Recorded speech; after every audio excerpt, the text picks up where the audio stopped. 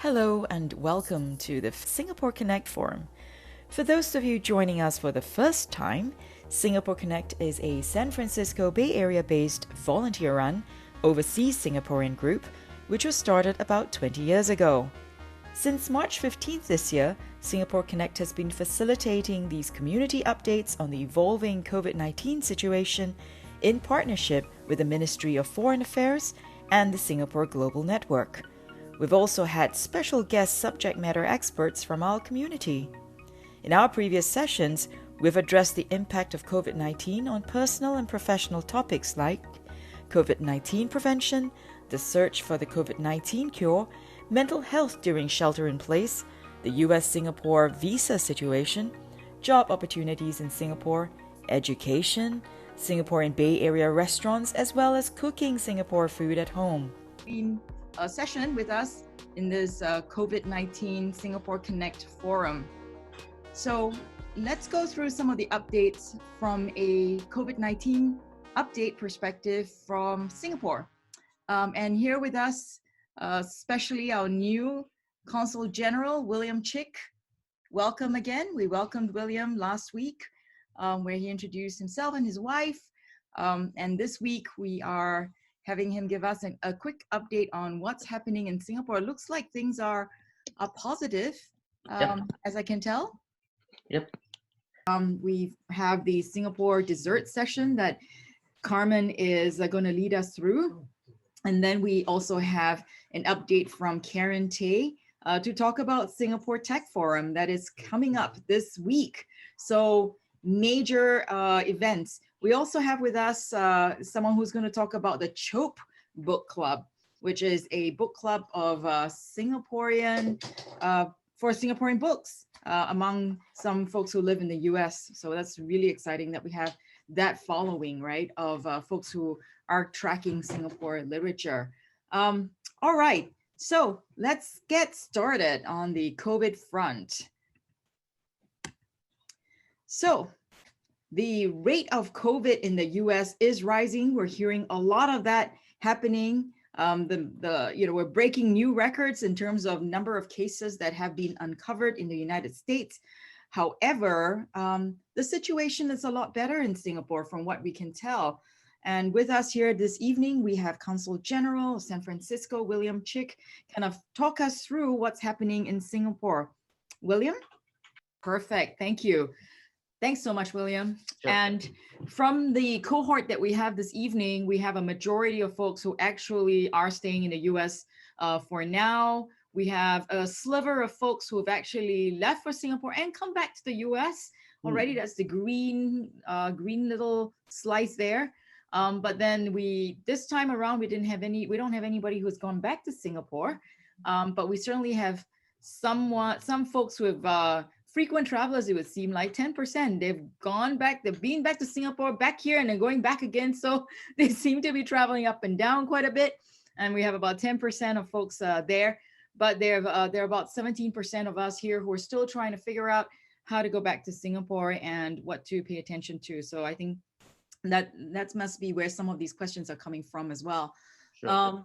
In terms of the shelter in place situation, many of us here on this call believe that shelter in place is going to last a little longer than before. Even 36 weeks is where we think life may blow over, COVID-19 will blow over and life will come back to normal. So that's the average number for the number of weeks that we think as a constituent here for life to return back to normal. And of course, in terms of the pace of the healthcare situation being overwhelmed, we continue to have a good feeling about things in Singapore, where folks are thinking, well, the healthcare system should be able to cope with the pattern, which is very much in line with what we're seeing in terms of the numbers. But folks are starting to get concerned again about the US's ability to deal with things, especially since, of course, we've seen that spike, right, in California. 18,000 deaths so far and 1 million cases just in California. This is the second highest in the United States. The top so far is Texas with 1.09 million and California is 1.04 million. So I think there's where some of the concern is coming out in terms of the healthcare system being overwhelmed. We're also seeing some interesting trends with respect to the pace of opening up in California and Singapore, where 5 is too fast and 1 is too slow, 3 would be just right, right? So last week, 2 weeks ago, we had that feeling both Singapore and US somehow, our sentiment was that it was just about right for both sides. And in Singapore now, we have the desire to break free from that. The most positive results so far, 2.68 folks basically thinking, yeah, it's time to open up faster. Whereas you'll see from the US that divergence, we're going back into concern and the idea that we might be moving too quickly as well. So interesting sentiments for, our people here. If there are any questions, please feel free to put them in the chat window. We have certainly experts here to answer any of your question with respect to going back to Singapore. Because certainly, as we raised, I think many of you responded that when we talked about topics you'd like as we move in maturity, right, through these COVID-19 forums, we've been wondering what are interesting topics that really capture the concerns of Singaporeans here. And number one continues to be food. Maybe it's not a concern, but an interest at least. Every time we have a topic related to food, we have a lot of folks very excited about this. And some went on to say, yeah, like maybe we can do a little bit about memory lane, how it was used to be done and how it is. Some folks are saying, hey, they really like the group order thing that we did for NDP. That was, they enjoyed that. I don't know how many of you participated in that as well. But certainly we partnered up with a number of major vendors and got them to essentially give us some awesome food bundles, right? So as a team, we could all enjoy it together while celebrating National Day. We also have a fair number of folks, as you can see, this number 27 out of the 47 folks, right? Almost half the number of folks are really wanting to learn more about actually more than half of folks focus on food.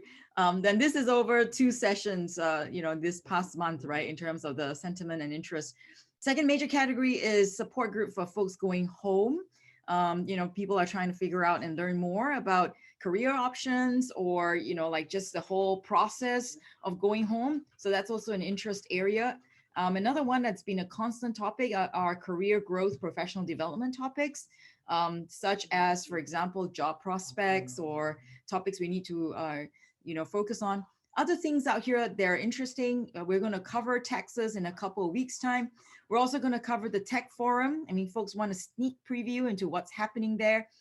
We also have a lot of interest in visa. Oh, I missed that. We had a couple of people who actually wanted to learn more about visa. So that actually is a topic that's up here as well, because there have been some changing requirements or, they'd like some updates on what's going on between for Singaporeans wanting to work here in the United States and whether there have been, the more stringent criteria, whether the change in government would influence how easy or difficult it is for them to get that. And that's been a topic we noticed in some of the WhatsApp groups. It's been rather active, right?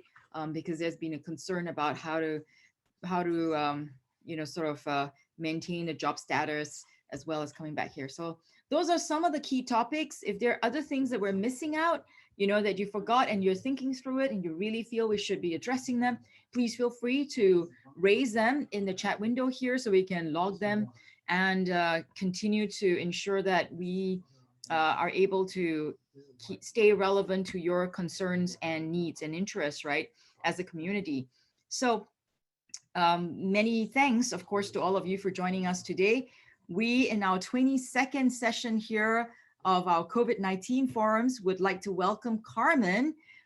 This evening, she's going to be talking about cooking Singaporean desserts, Muah, Chee, and Ban Chang Kuih, right? Sorry. I have to confess, I don't think I've ever eaten that before. So I'm really curious about trying that, Carmen. Definitely Muah, Chee is a big favorite of mine. And I know a few folks, when I said you were going to demo this today, they were super excited about that too. But Carmen, it would be awesome to tell us a little bit more about yourself. Yeah, so we moved here in 2018 from Singapore and we live in San Jose. So I love cooking food from home and my kids love it. And Yeah, it's a good hobby of mine. So I have run a website, so you can see it there, and I'm on IG and FB as well. So yeah, that's about it. Nothing much else to say. So maybe we can start with the first dish, which is Super. Muah. Mm-hmm. Do you want to run through the list of ingredients before Okay. I start? So, yeah, sure. So I mean, I think we all know what mochi is. So I just put glutinous rice balls in ground peanuts in case we have people who have been here too long. So you use roasted peanuts. So all these things are pretty easy to find. So roasted peanuts, and then I like to add sesame seeds as well because it makes it extra fragrant. But if you actually eat it back home, I don't think they add sesame seeds. So I add black sesame seeds to give it a bit of color. It looks a bit more like interesting, like more like atas, we would say. Then you can add sugar. So if you want it to taste like how you would what it is back home, you add 40 grams of sugar for this recipe. If not, if you are health conscious, just add less. So the great thing about making yourself is that you can customize this. Then glutinous rice flour, which is very easy to find here. A bit of salt, add some water, and then a coconut oil or any other neutral tasting oil, and then you have last bit is water just for steaming. Yeah. So we can Awesome. on to the video. Yeah. Okay. So you have two methods, but I'm just going to. Yeah. We can just watch the video first. So Right. I use the Thermomix in my cooking, but you can just use, you can do it by hand. I have the recipe if you don't have a Thermomix. Yeah. All right. Okay. I'm going to play this video now so we can get started. Yeah. And when you make it at home, mochi actually tastes better because it's fresh. So yeah, these are the ingredients that I spoke to you about. So let's just get started. So like I was saying, I use the Thermomix, but you don't have to. You can just use the mixer or do it by hand. But this part, we start first by grinding the nuts. So you grind, oh my God, you grind peanuts and the seeds together and sugar. So yeah, so like I was saying, customize the sugar for taste of your liking. So if I make it for my kids, I will put less sugar. Yeah. And when And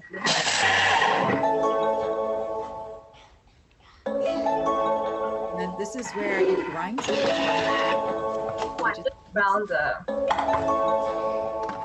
It's one of the best sounding done sounds I've heard from a kitchen appliance. you can change the sound to anyway. But so now I'm just oiling the dish, where then I will start making the batter. We'll pour the batter into the oil dish later. So this is the glutinous rice flour, and we add a pinch of salt. Honestly, I don't know what the salt does, but my aunt always tells me to, I have to add salt when I make mochi, so I just add a pinch of salt. Apparently, it makes a lot of difference. I don't know. And then the water and oil. Actually, I forgot to add the oil, but so you should add oil to this part. So it's now going to blend.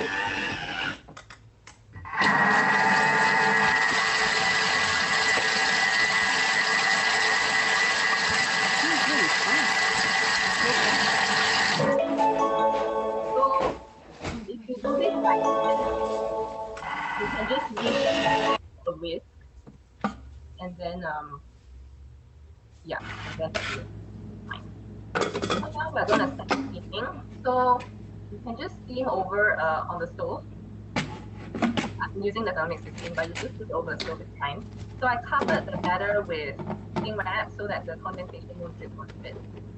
So that's my preference because I don't want it to be wet. So if you are not comfortable using cling wrap, then just use the base. So I think that's thing for you are using hot water, then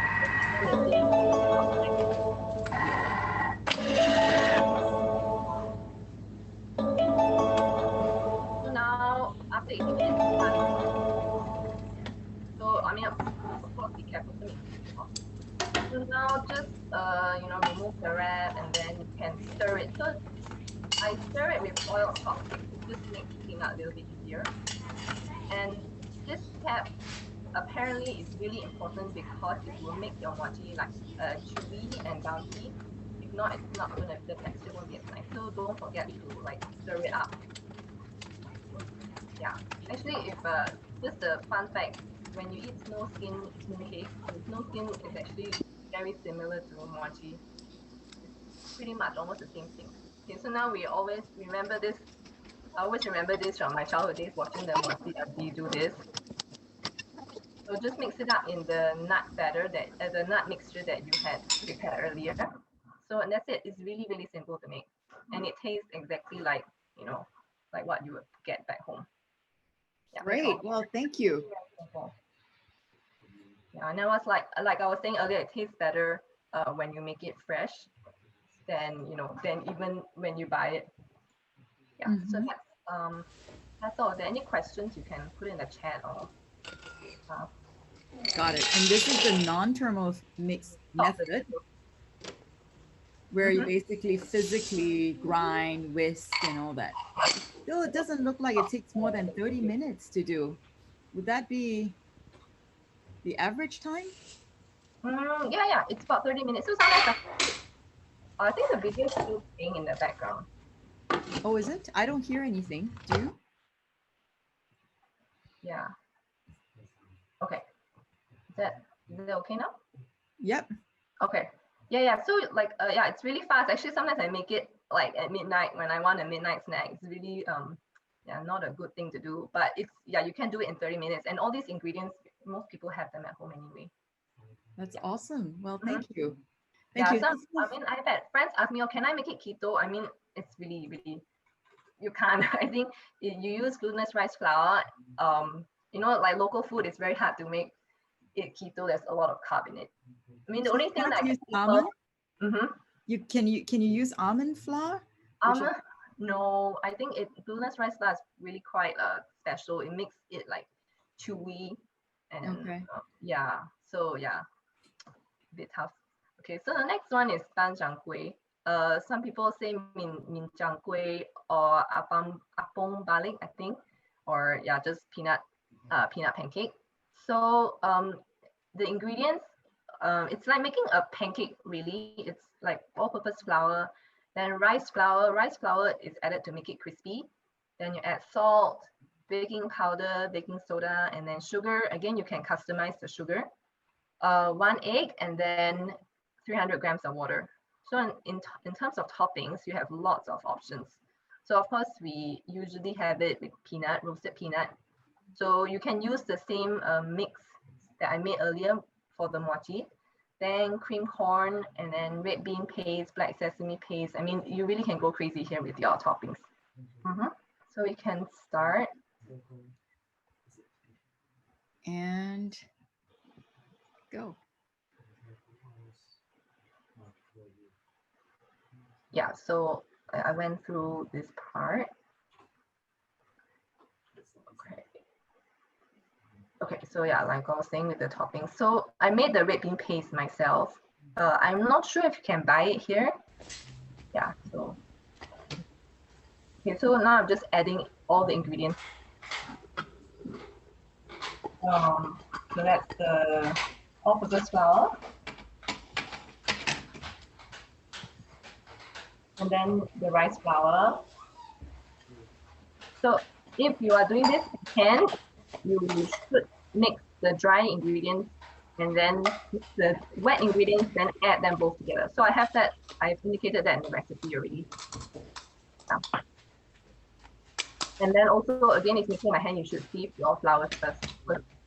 It will make it, your hand will thank you for that. If not, you have a lot of like stirring to do to get it smooth. Yeah, so after mixing the batter, you should let the batter rest. So that's to let it's like making pancakes. So it's to let the gluten relax so that your pancake will be a bit softer and it will be more incorporated. So just don't forget that step. So I leave it to rest for about an hour or so. So now, okay, so I added 100 grams of water here, but I found that was too thick. So actually I added 100 grams. Yeah. So depending on how thick you like your pandan cake, you can adjust the water amount. I'm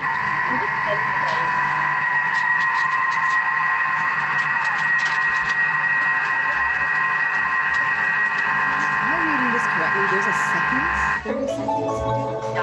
seconds. I mean, I set up.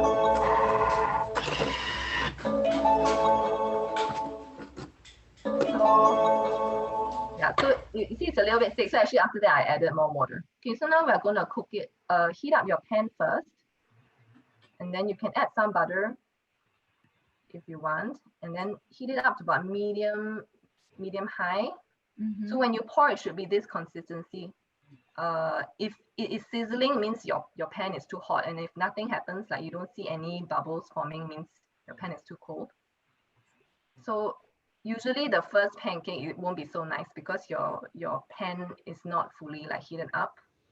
Okay, so when it's kind of like looks like that, you add your topping. So I ran out of the peanut mixture, so I need to add a bit, but you should put more than that. Like it should be like full of it.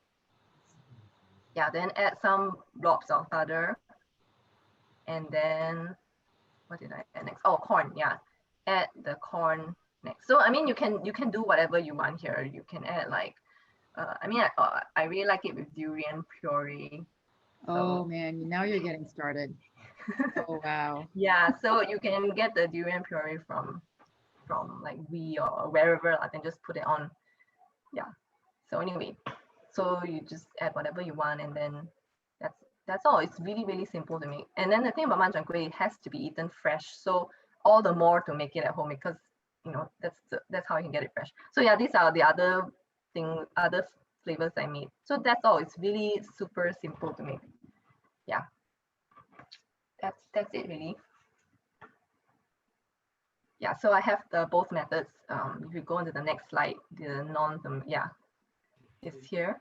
So yeah, I think everybody should just try it. It's very simple.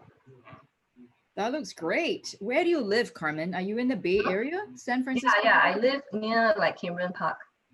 Well, you know, this has to be eaten immediately, right? So Yeah, so yeah, let me know if you want to drop by. I'll prepare it. That is awesome. Girly, do you have any questions? I know you've been following this closely.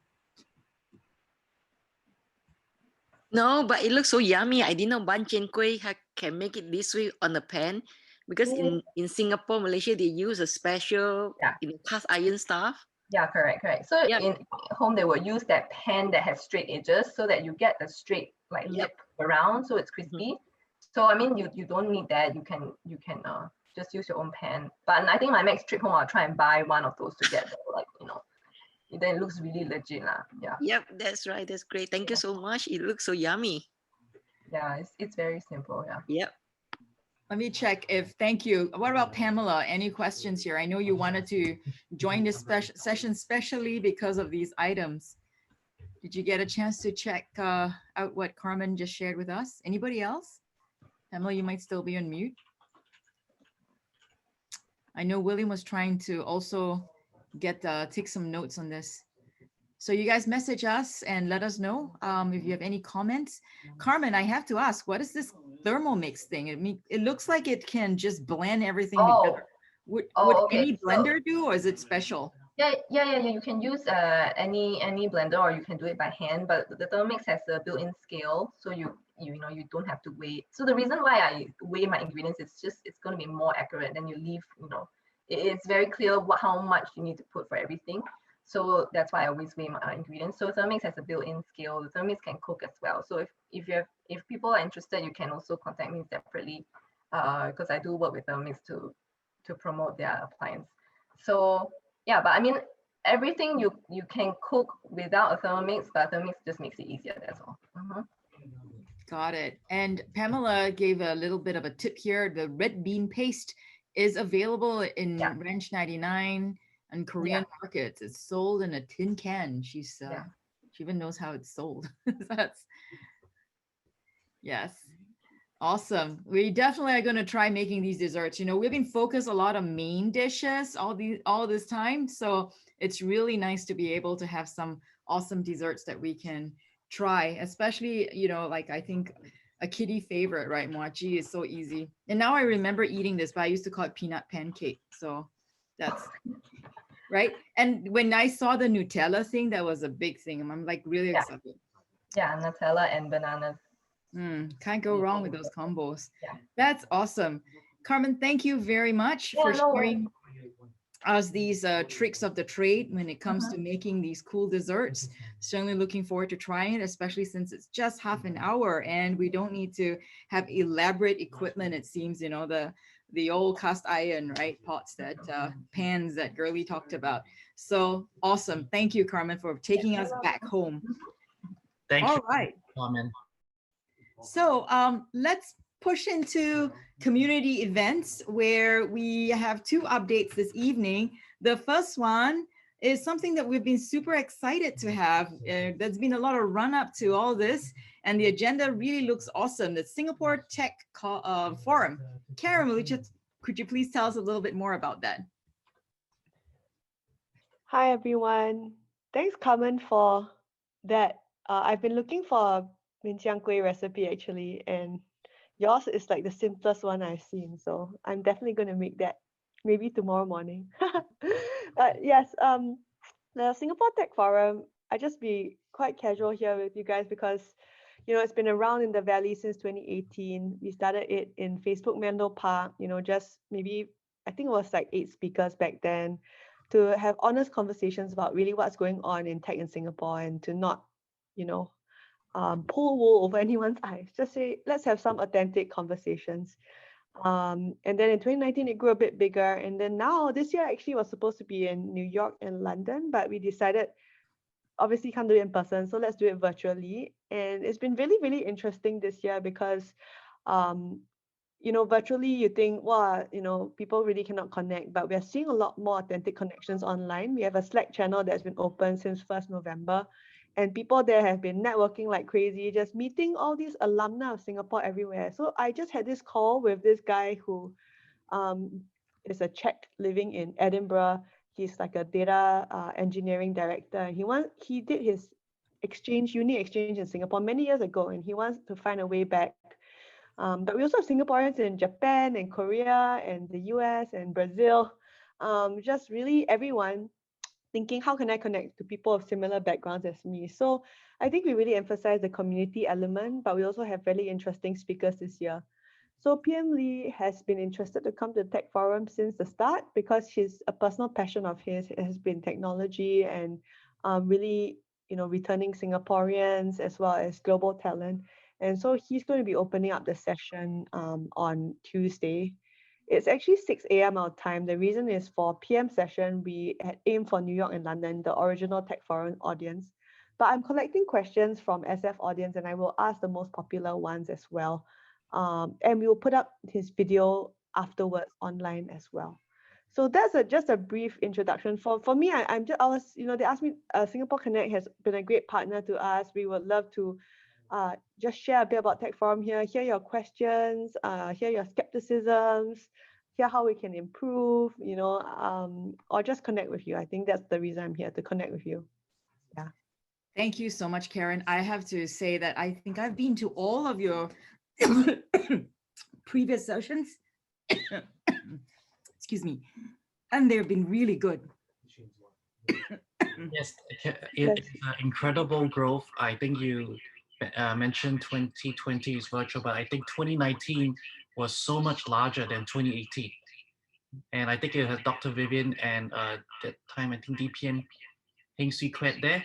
So it's really interesting that the speakers just get more and more prominent. Now you have PM Lee, who can't resist, as you said, to join and meet, you know, in a virtual sense, all the people, not just Singaporeans, but also those who have a connection to Singapore. Yeah, definitely. So I also want to tell the audience here that the way we designed it is actually a good amount of the second half of the conference is in our SF time zone, because we did want to reach actually the private sector parts. The first half, as you see, PM session and this Wednesday, 18 November, the first half, right? This is the New York, London time zone. That's why it's so early for us. But if you look down on Wednesday, 18 November,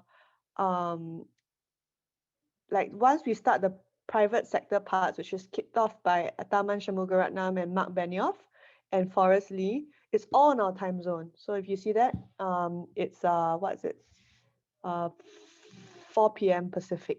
Yeah. Right. So right, we just thought that you know, on the West Coast, you might be more interested in some of the private sector stuff. So do join us for that as well. I think that the Taman Benioff session will be very interesting, because Mark Benioff has a lot to say about culture and talent, and Taman is probably one of the leaders who thinks most hard about this in Singapore.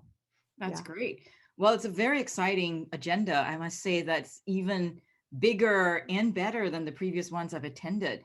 Maybe because it's also virtual. And I love how the Singapore Tech Forum has really reframed the event as well and made it so much better and so much more connected, because it's now virtual. So you've really leveraged the opportunity here to expand the forum. Yeah, thank you, Jasmine. Thanks, Mark. Yes, all the sessions will be recorded and we'll put it on our YouTube channel. But I would like to raise your attention to what we call a deep dive. So, Jasmine, if you click on the deep dive segment up on the top in the tabs, in the top tab, yeah.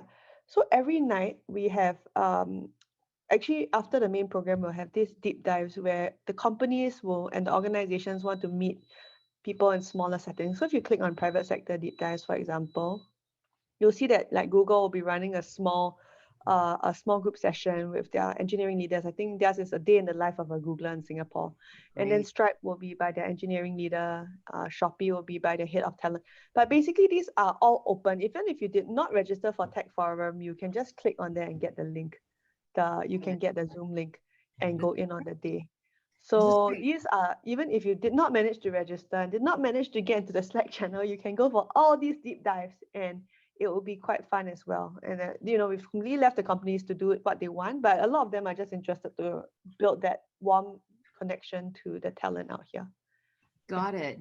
God, this is exciting. I mean, I know that one of the topics our constituent here is interested in is career development and the opportunities in Singapore. It looks like this would really provide that perspective as well.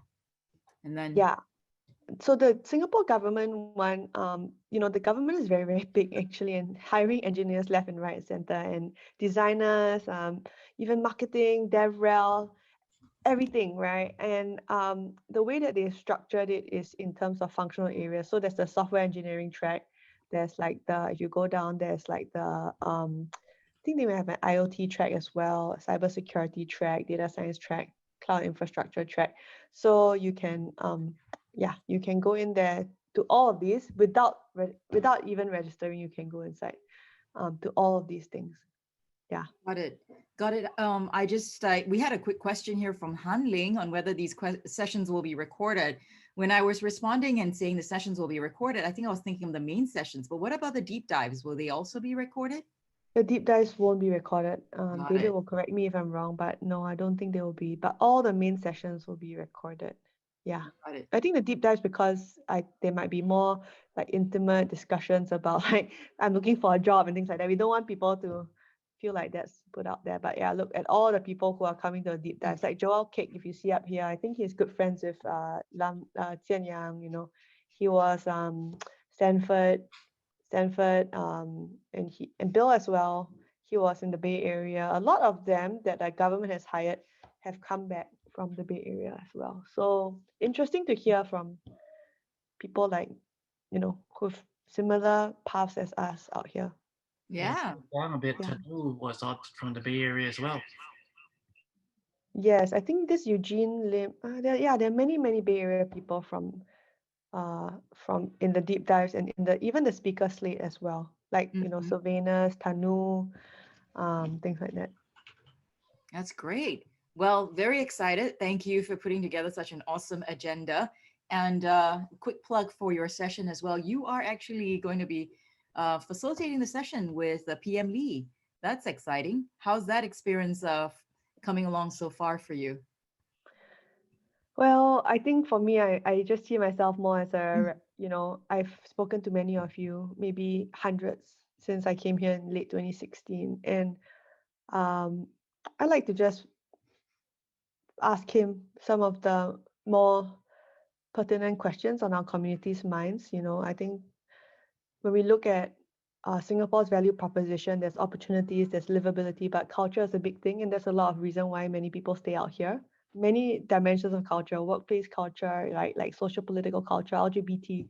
So those things, I do want to ask him, like, what do you think is Singapore's value proposition? It may be a combination of things, but how do you think we're evolving, right? And I think the local foreigner divide that we are seeing in the US, all the countries turning inwards, that Singapore is not really exempt from that. So how, if he wants Singapore to stay open, what's that strategy to managing some of this political pressure? I think a lot of people are also interested in the US-China tension. Singapore seems to be gaining in some ways, like Chinese companies, US companies are still coming, but what really are going to be the risks there for us, right? Is it too good to be true? And I think I want to sneak in a few more, slightly more personal questions, right? I bet people have told me in the poll as well, but we'll see. I think I have to gauge whether he's open to that or not. So let's see how it goes on that day. My style is more personal, but sometimes with government stuff, you just have to feel the water there a bit. So any advice from you guys will definitely be appreciated. Well, Yeah. we're so glad to have one of us, like talking to him. It's great to be able to have that platform to share some of these ideas. So Karen, we're very proud of you and very excited about that session. Yeah, I mean, if you guys have any questions, please share with me, or advice. Don't do this, or please do this more. Please let me know. I think it's a rare chance for PM to really kind of address the global tech community, and I hope that it's a meaningful one. That's awesome. So is it a whole hour or is it a 45-minute session? PM will give about 10 minutes opening remarks. He doesn't want to talk too much unilaterally, so he has a 10-minute remark. And then I have prepared 3 questions for him, just the hot buttons around that you just don't want to miss, right? Like some of the value proposition, culture stuff that came up from last year, LGBT. We also have the foreigner local divide stuff that is very pertinent, actually very, very divisive, because global talent, those of us overseas, everyone is like, please stay open to global talent. We don't want to come back to Singapore if you're closed off. But a lot of people in Singapore are asking, like, what are we going to do for to raise up our own local talent? Is it just going to be another finance sector situation? So that's another hot button. And I think get those out of the way and then really just open it up to the public to ask questions. Yeah. Brilliant. Well, once again, super excited, Karen, for this session. And we're looking forward to having it. Now, as Karen said, she's inviting us to share any ideas and thoughts and feedback to her so that she can prep for the session with PM. And I think you have a survey, right? That I did. It's kind of closed now, but just email me if you have any thoughts or advice. I would love that. All right. And thank you. All right. Well, thank you so much, Karen. We're super proud of you. And we are excited that this event has really surpassed the number of folks, I think, that you guys initially thought of having in attendance. I think we thought it was going to be 3,000-4,000 at first. And then David told me, no, the new number is 7,000. The registrations have exceeded 7,000. I was really happy about that. So yeah, we are glad. And I think for those of you who haven't, activated your Slack channel invitation, definitely do. To me, like, that's one of the best parts already, because there's so many amazing Singaporeans and alumni of Singaporean around the world, and it just makes me feel like, proud to be Singaporean, and also a value-added service because I get to meet all these crazy people. Next time, if I want to go to Prague, I shall know who to call. Or Edinburgh or Japan, I will have a natural network there. So definitely check that out.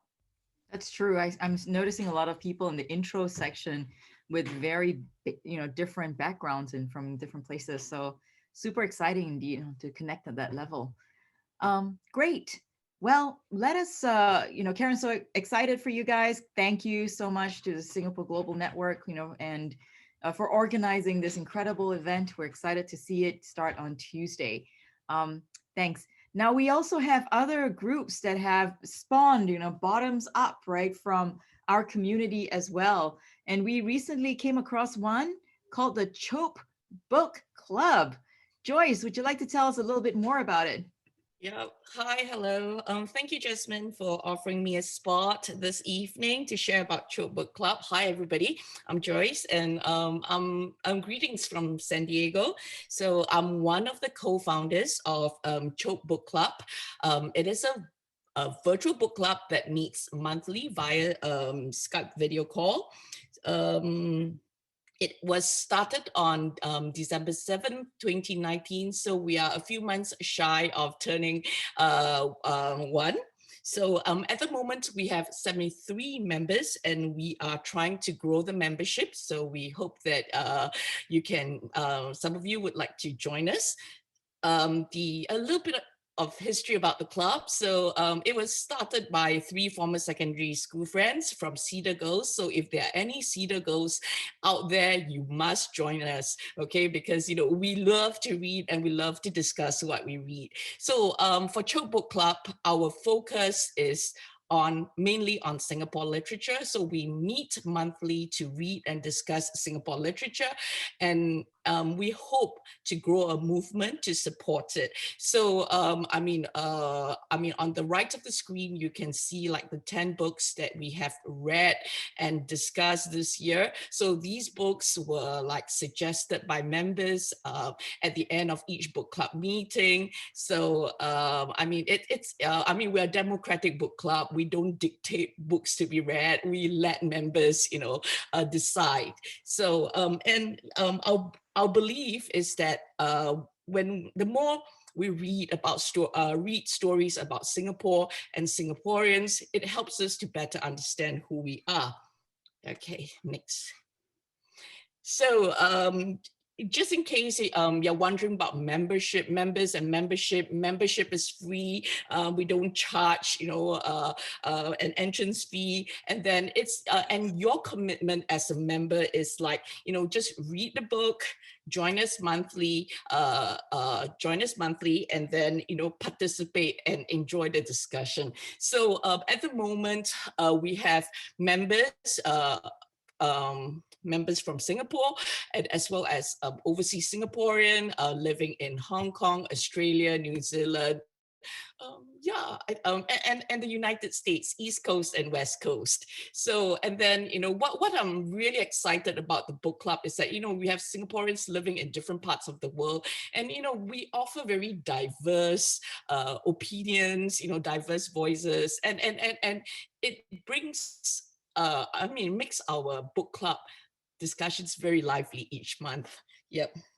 So and also, just in case you think that this is a very Chinese-centric thing, I'm going to tell you that no, we are actually multi-ethnic. So we have got like, the 4 races of Singapore represented, amongst our members. So it's interesting to listen, listen from the minority point of view. Yep. So a little bit about our, meeting information. If you're thinking of, whether I can find the time to commit or not, very simple. We meet monthly on the 4th Friday. If you're in the US, it's 4th Friday at 5 p.m. So all you have to do is to download Skype, and then turn on your video call, and then you get to meet like a group of Singaporeans living in Singapore, overseas, and then with our Singapore accent, we talk about the books that we read. So far, some of the books that got us like so, passionate about, would be like Elf Insight's Cooling Off Day. We had, I think, one of our youngest members, first time voter. So he read about one of the characters in the play, and it kind of like resonated with him. He spoke about, he described his experience and why he voted the way he voted. And then we read, a sociology book by Teo Yu Yan. So this is what inequality looks like. I'm not sure how many of you have read it, but that book, makes us, provoked a lot of deep discussions about inequality and poverty in Singapore. So yeah. think it's one of the books on the right. Yeah. And then yeah, okay. So like I said, the selection of books is pretty democratic. We actually allow members to propose books to be read each month. So but for next year, some members have already been flagging, hey, I think we should read PAP versus PAP, because somehow Singaporeans, I mean the members in our group, they liked politics, Singapore politics. And I'm kind of like, I'm happy to say that for Chope Book Club, because I think we're pretty stringent on membership, we provide a very safe space for members to discuss openly about politics. So, we don't fear like, oh, it's going to be I'm going to be quoted on this and that. So, it's a safe space. We talked openly about, Singapore politics, because we love the country. So, and then next month, for November, it isn't next month. No, it's this month. November. Yeah, next on Friday, we're going to meet and talk about the movie Crazy Rich Asian. So we decided to change things a little bit, break from routine, watch a movie instead, and talk about its depiction of Singapore society. So there are some questions that we have posted on our Facebook page, which members are encouraged to think about when they watch the movie, and then they bring those ideas to Friday's discussion. Yep. So yeah, that's the questions. Those are the questions. And then a little bit about apart from from reading books, this year we also invited, I think, a writer, Simon Vincent. He wrote the Naysayers Book Club. So we invited him to be part of our book club meeting, where we kind of like ask him questions about, how come you chose 26 naysayers? Why did, what's your, I mean, is there a reason why you didn't put Alvin Syed, in this book? How come you you interviewed Sharon George and you didn't interview Donald Lowe? We asked those kind of questions. Yeah, and then he was pretty forthcoming. So it's like, there was this opportunity to interact with local writers, and I think we're planning to do more of it next year. We have, I think one or two Singapore writers in our book club. Yeah. So, and then just to let everyone know that, okay, maybe the second slide. Okay, so if you like what I've just shared, you want to meet fellow Singaporeans, especially fellow Singaporeans you like to read, and you want to get to know Singapore literature, I encourage you to join us. Go look for us on our Facebook page. You've got to answer a few questions before you become a member, and then welcome to a fantastic world of books discovering Singapore literature. Yep. So any questions that that you may have that I can answer? This is amazing, Joyce. Oh, I love to read. But I confess the last Singapore book I read Kevin Kwan's Crazy Rich Asians, of course. I read the whole series, as you and I discussed.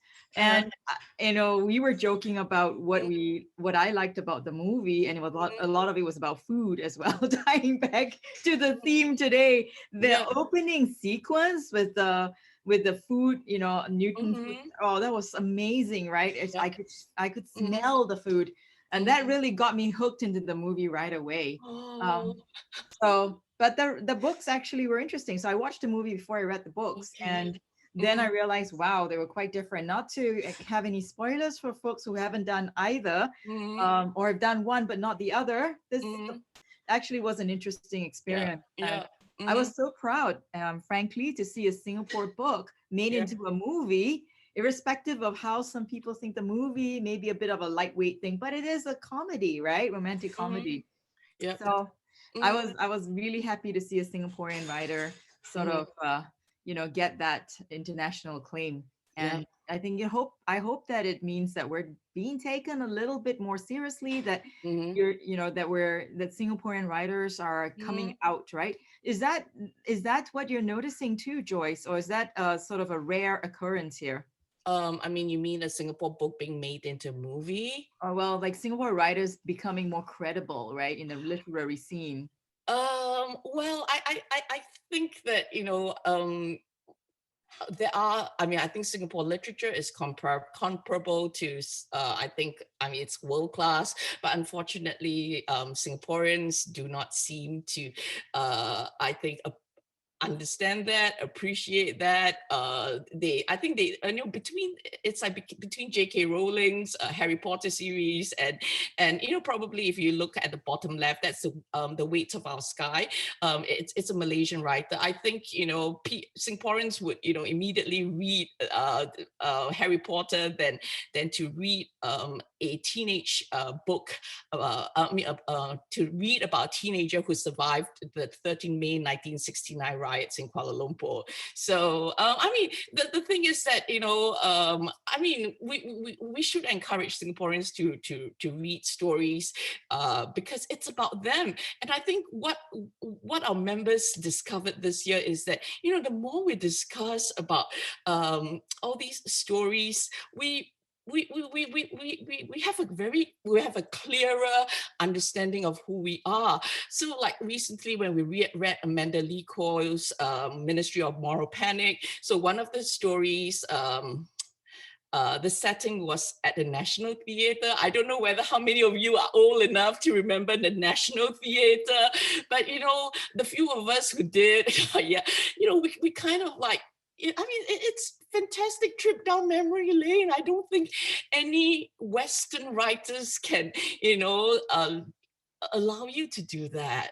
And then, you've got your own memory, you've got your own attachment of the place that you want to share. So, I mean, I kind of like, I feel that Singapore literature, a lot of issues, a lot of scenes that they present forces us to be introspective of, I mean, introspective on a lot of issues. Like Karen Tay was mentioning, that we read stories about LGBT, and then we read about, being marginalized, and why are they marginalized? We start, thinking about all these uncomfortable questions. Yep. That's amazing, Joyce. I recall my first exposure to Singapore literature was Catherine Lim's Or Else the Lightning God, right? I read that. Oh my gosh, just stunning, I think. Yeah. Yeah. So I mean, there are more writers than Catherine Lim these days. I mean, we've got a lot of promising young writers, and Amanda Lee Ko is one of them. We love her so much. I think she's like a rising literary star. Yeah. That's great. Well, we hope to continue with this with you on this journey. I have signed up for the club, and I'm excited to. I just didn't even realize there was a group like this around. So I'm so proud of you guys for starting it. Go Sita. Yeah, go Sita. It's so cool to just geek out, right, on Singapore culture and books. So super proud of you guys, and hopefully we can get the word out to have more folks join the club. Thank you, Joyce. Join us. Thank you. Thank you, All right. Justin. All right, everyone. This has been a super exciting session for us. We had food, we had the tech forum, and now we have this book club as well. As usual, as always, fantastic connecting with everyone. We will be shifting our sessions to more of a monthly cadence, but irrespective of whether it's fortnightly or monthly, we want to ensure that we are covering the topics you're most interested in. So certainly we'll be looking out closely at some of the feedback you've been sharing with us, and finding new speakers from our community to contribute to our learnings, right? And supporting each other as we go along. So in one of the coming sessions, we will be covering taxes. And I know we have a couple of other things that folks have been asking for: the support group for going home, career development, mental health, and that's come up again. Folks have always been interested in the stay home notice experience in Singapore too. That's always been an active topic. So as we mentioned, there's certainly a lot of discussions going on WhatsApp groups constantly, which is super exciting. But we're working on how we can continue to make this interesting and relevant to us all now that COVID-19 sort of stabilized. We kind of at least hopefully getting into a better situation, that we at least feel more comfortable how things are going, moving along. Mark, any parting words before we close up?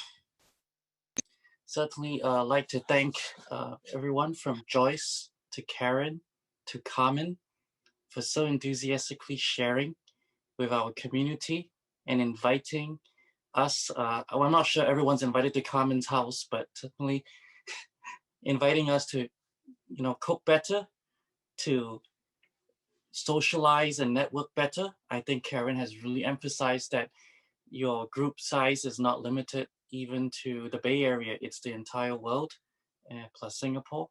And I think Joyce was really enlightening us that there are many great Singapore authors. I think there are many more books that we should be reading. Also want to thank our MFA crew, Kuih and William, and just always being our line of contact. Any questions people have on going back to Singapore, or even any help that you might need with, let's say you're getting some family members or dependents back as well, or if you have even a touch wood an emergency, they are very helpful for that. Like to share that for Jasmine and I, it's been a great adventure, even though we certainly never wanted to, I think, have COVID-19 precipitate this series of forums. We've also we've learned a lot, and we've actually seemed to have met many of you virtually. As she said, we've both been deciding, given the holidays, end of the year, we'll be taking a little more of a break, and I think we'll have one more session planned for this year, and then we'll probably go to a monthly cadence starting next year. The taxation issue was the absolute top most interested topic. So we're actually already working with the speaker. We'll probably even have a pre-survey for that one come out, because it's just going to be so, there's so much to cover. We just probably need to get an idea what are the topics specific to taxation people like to see. And I hope we can keep this going. I hope more of you will come up and volunteer. Carmen was indeed very nice of her to volunteer by our survey response to just say, I have something I could share. Please, everyone who did you have something to share, come and reach out. It's not too hard. We'll make it happen. And I think you meet more people and you enjoy just being as part of this community as much as we can to stay connected during these difficult times.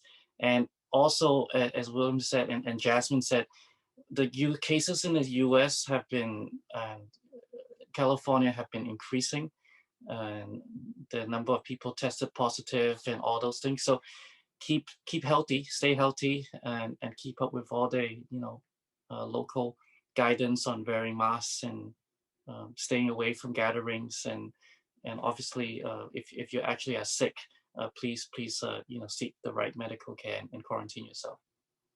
That's right. Thanks, Mark. I'm going to go a quick round to William as well. William, any parting words? Thank you so much for your update this evening on COVID-19. Yeah, no, just a parting shot to comment, Mark and Jasmine and the SingaporeConnect for doing this, for actually creating and supporting this platform for Singaporeans in the Bay Area to to keep in touch. I think it's very important for the community to exchange ideas and give feedback and just create a sense of community. So although you guys are moving to a monthly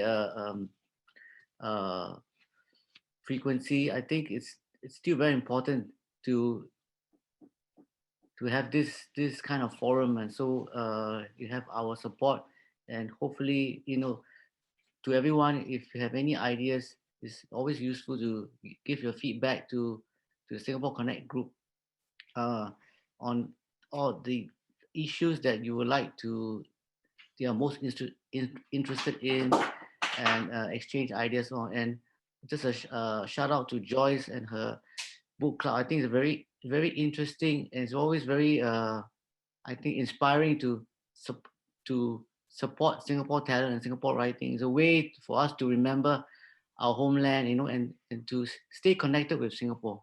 Mm-hmm. Yep. Indeed. Thank you again. Yeah, totally. I mean, it's all these ways in which we're staying connected. It's just so exciting. And as Mark said, unfortunate that it took COVID to kind of really catalyze all this, but so much good has come out of our community really connecting. And thanks, William. And I also want to commend truly, Hui Hui for being with us through this journey. I think she started her term here just as COVID was starting. So she's pretty much known California and the US in this state of crisis. So really commend her for, really staying on top of all this and keeping our community together, and just sort of that gotong royong spirit, right? And helping us all kind of work through this time. So thank you, MFA, for all your support. And then I'd also like to reach out to David, please. You've been such an amazing sort of glue for us all. Any parting words for today's session? Hey, thanks, Jess. Echoing what CG said as well, I think this is the 22nd session already. Yes. Yeah. So for those of you who are not aware, these sessions actually started when the COVID situation in Singapore and the US was getting very bad. So Mark and Jess really very admirably stepped up to organize this forum, and they've been doing it with such regular cadence. And it's November already. So I just wanted to emphasize, how much time and effort they put into this. And this is not their full-time job. In case you don't know, Jess is a CEO.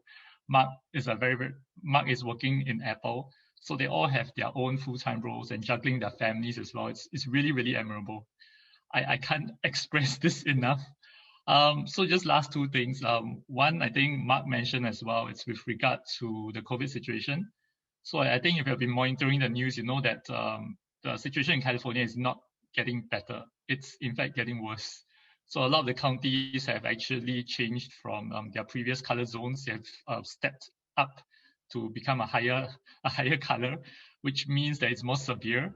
So take care, everyone, and please reach out if you are in any health issues to your friends, to your family around you, or just ping in a WhatsApp group as well. For those who are looking to go back to Singapore, and if you're not sure about certain procedures, also feel free to reach out, like what CG has mentioned.